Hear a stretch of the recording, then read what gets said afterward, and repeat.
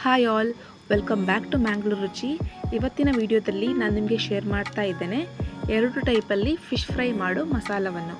Normally ನಾವು ಒಂದೇ ಥರ ಫಿಶ್ ಫ್ರೈ ಮಾಡಿ ತಿಂದು ಬೋರಾಗಿ ಬಿಟ್ಟಿರುತ್ತಲ್ವ, ಈ ಥರ ಮಸಾಲೆ ತೆಗೆದು ಒಂದು ಸಲ ಫಿಶ್ ಫ್ರೈ ಮಾಡಿ ಎಲ್ಲರೂ ನಿಮ್ಮನ್ನು ಖಂಡಿತವಾಗ್ಲೂ ಹೊಗಳ್ತಾರೆ.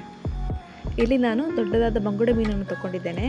ಅಷ್ಟು ದೊಡ್ಡದಾಗಿ ಇಟ್ಟರೆ ಅದು ಕರೆಕ್ಟಾಗಿ ಒಳಗೆಲ್ಲ ಬೇಯೋದಿಲ್ಲ ಅಂತ ಇಲ್ಲಿ ನಡುವಲ್ಲಿ ಓಪನ್ ಮಾಡಿ ನಾವು ಫ್ರೈ ಮಾಡ್ತಾ ಇದ್ದೇವೆ. ಇವತ್ತು ತುಂಬ ದೊಡ್ಡದಿತ್ತು ಬಂಗುಡೆ ಮೀನು. ಇಲ್ಲಿ 3 ಬಂಗುಡೆ ಮೀನನ್ನು ತಗೊಂಡಿದ್ದೇವೆ ಹಾಗೂ ಹೊರಗಿಂದ ಈ ರೀತಿ ಕಟ್ಸ್ ಕೂಡ ಹಾಕ್ತಾ ಇದ್ದೇವೆ. ಇವಾಗ ಇದರ ಮಸಾಲೆ ಇಂಗ್ರೀಡಿಯೆಂಟ್ಸನ್ನು ತೋರಿಸ್ತೇನೆ. 1 ಇಂಚಷ್ಟು ಶುಂಠಿ, ಒಂದು 5 ರಿಂದ 6 ಎಸಳು ಬೆಳ್ಳುಳ್ಳಿ, 1/2 ಟೀ ಸ್ಪೂನಷ್ಟು ಜೀರಿಗೆ, 1 ಟೀ ಸ್ಪೂನಷ್ಟು ಕೊತ್ತಂಬರಿ ಕಾಳು, 1/2 ಟೀ ಸ್ಪೂನಷ್ಟು ಅರಿಶಿನ ಪೌಡರ್, 1/2 ಟೀ ಸ್ಪೂನಷ್ಟು ಪೆಪ್ಪರ್, ಹೋಲ್ ಪೆಪ್ಪರ್ ತಗೊಳ್ಳಿ, ಹಾಗೂ ಸ್ವಲ್ಪ ಮೆಂತೆ, ಹಾಗೂ ಒಂದು 5 ರಿಂದ 6 ಕೆಂಪು ಮೆಣಸು, ಸ್ವಲ್ಪ ಕೊರಿಯಾಂಡರ್ ಲೀವ್ಸ್, ಕೊತ್ತಂಬರಿ ಸೊಪ್ಪು, ಇಷ್ಟನ್ನು ನಾನು ತಗೊಂಡಿದ್ದೇನೆ. ಈಗ ಇವೆಲ್ಲವನ್ನು ಒಂದು ಮಿಕ್ಸಿ ಜಾರಲ್ಲಿ ಹಾಕಿ ತಗೊಳ್ತಾ ಇದ್ದೇನೆ. ಹಾಗೂ ಇವಾಗ ನಾನು ಇದಕ್ಕೇ ಸ್ವಲ್ಪ ವಿನೆಗರನ್ನು ಆ್ಯಡ್ ಮಾಡ್ತೇನೆ. ನಿಮಗೆ ವಿನೆಗರ್ ಹಾಕಲಿಕ್ಕೆ ಇಷ್ಟ ಇಲ್ಲ ಆದರೆ ನೀವು ಹುಳಿ ನೀರನ್ನು ಕೂಡ ಆ್ಯಡ್ ಮಾಡ್ಬೋದು. ಇಲ್ಲಿ ನಾನು ಈ ಸ್ಪೂನಲ್ಲಿ 3 ಸ್ಪೂನಷ್ಟು ವಿನೆಗರನ್ನು ಹಾಕ್ತಾ ಇದ್ದಾರೆ. ಹಾಗೂ ರುಚಿಗೆ ಎಷ್ಟು ಬೇಕು ನೋಡಿ ಅಷ್ಟು ಉಪ್ಪನ್ನು ಹಾಕಿ ಇದನ್ನು ನೈಸಾಗಿ ಪೇಸ್ಟ್ ಮಾಡಿ ತಗೊಳ್ಳುವ. ಇವಾಗ ಈ ಮಸಾಲೆಯನ್ನು ಮೀನಿಗೆ ಅಪ್ಲೈ ಮಾಡಬೇಕು ಚೆಂದ ಮಾಡಿ.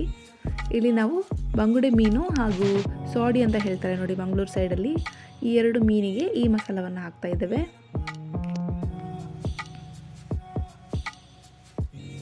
ನೋಡಿ ಇದೆ ಅದು ಸೋಡಿ ಮೀನು.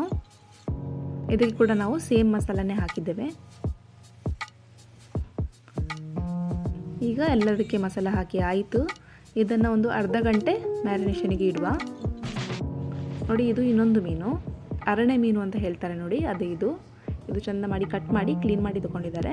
ಹಾಗೂ ಇದಕ್ಕೆ ಇವತ್ತು ನಾವು ಪೆಪ್ಪರ್ ಫ್ರೈ ಮಸಾಲವನ್ನು ತೆಗಿತಾ ಇದ್ದೇವೆ. ಇದಕ್ಕೆ ಬೇಕಾಗಿರೋ ಇಂಗ್ರೀಡಿಯೆಂಟ್ಸ್ ಕೊತ್ತಂಬರಿ ಸೊಪ್ಪು, ಒಂದು 1/2 ಇಂಚಷ್ಟು ಶುಂಠಿ, ಒಂದು 4 ಎಸಳು ಬೆಳ್ಳುಳ್ಳಿ, ಹಾಗೂ ಪೆಪ್ಪರ್ ಸ್ವಲ್ಪ ಜಾಸ್ತಿ ಆಯಿತಾ, ಒಂದು 2 ಸ್ಪೂನಷ್ಟು ತಗೊಂಡಿದ್ದೇವೆ, 2 ಟೀ ಸ್ಪೂನಷ್ಟು, ಹಾಗೂ ಸ್ವಲ್ಪ ಅರಿಶಿನ ಪೌಡರ್, ಹಾಗೂ ಇಲ್ಲಿ ಇದೇ ಸ್ಪೂನಲ್ಲಿ 2 ಸ್ಪೂನಷ್ಟು ವಿನೆಗರನ್ನು ಹಾಕಿ ಕಡಿದು ತರುವ.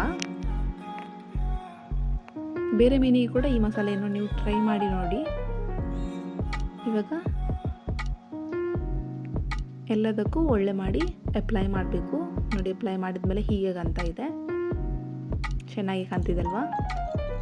ಇವಾಗ ಇದನ್ನು ಕೂಡ ಒಂದು 1/2 ಅವರ್ ಮ್ಯಾರಿನೇಷನ್ಗೆ ಇಡುವ. ಇವಾಗ ನಾವು 2 ಕೂಡ ತವಾ ಫ್ರೈಯೇ ಮಾಡ್ತಿರೋದಿಲ್ಲಿ. ಮೊದಲು ಪೆಪ್ಪರ್ ಫ್ರೈ ಮಾಡಲಿಕ್ಕೆ ಇರೋದನ್ನು ಹಾಕ್ತಾ ಇದ್ದೇವೆ. ಹಾಗೂ ಇಲ್ಲಿ ಇನ್ನೊಂದು ಸೈಡಲ್ಲಿ ಬಂಗಡೆ ಮೀನು ಮತ್ತು ಸೋಡಿ ಮೀನು ಕೂಡ ಫ್ರೈ ಆಗ್ತಾ ಉಂಟು. ಹೀಗೆ 2 ಸೈಡಲ್ಲಿ ಚೆಂದ ಮಾಡಿ ಫ್ರೈ ಮಾಡಬೇಕು. ನೋಡಿ ಎಷ್ಟು ಚೆನ್ನಾಗಿ ಹೇಳ್ತಿದ್ದೆ ನೋಡಿ. ಇದಕ್ಕೆ ಕಾರ್ನ್ಫ್ಲವರ್ ಅದು ಇದು ಏನೂ ಹಾಕಿಲ್ಲ ನಾವು, ಅಷ್ಟೇ ಮಸಾಲೆಯನ್ನು ಹಾಕಿರೋದು. ನೋಡಿ ಫ್ರೈ ಆದಮೇಲೆ ಹೇಗೆ ಕಾಣ್ತದೆ ಅಂತ. ಈ ರೆಸಿಪಿಯನ್ನು, ಈ ಮಸಾಲೆಯನ್ನು ನೀವು ಕೂಡ ನಿಮ್ಮ ಮನೆಯಲ್ಲಿ ಟ್ರೈ ಮಾಡಿ ಹಾಗೂ ನಿಮ್ಮ ಫ್ಯಾಮಿಲಿಯೊಂದಿಗೆ ಎಂಜಾಯ್ ಮಾಡಿ. ಹಾಗೂ ಹೇಗೆ ಆಗುತ್ತೆ ಅಂತ ಕಮೆಂಟ್ ಬಾಕ್ಸಲ್ಲಿ ತಿಳಿಸಿ. ಓಕೆ, ಬಾಯ್.